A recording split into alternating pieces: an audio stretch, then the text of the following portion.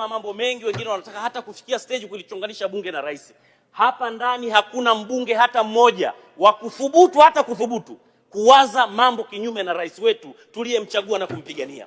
Kuna watu kazi yao kutunga majungu, na kupitia hayo majungu wanataka wapate fedha ili kusudi ionekane eti bunge lina mgogoro na rais. Hatuna mgogoro na Rais Samia na bunge hili, na sisi wabunge wa CCM tutamlinda rais wetu toka ameingia madarakani mpaka anamaliza muda wake wa kikatiba. Tutamlinda sisi humu ndani.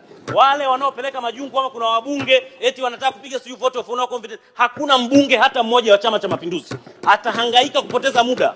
Kazi yetu itakuwa kumlinda rais, na kama wale ambao wamezoea kufanya makandarasi ya kutunga majungu ili wapate fedha kuumiza watu wengine, sisi wabunge wa Chama cha Mapinduzi tutamlinda rais wetu kwa wivu mkubwa, tutamlinda kwa jicho pana, na Mungu atusaidie wapika majungu wote.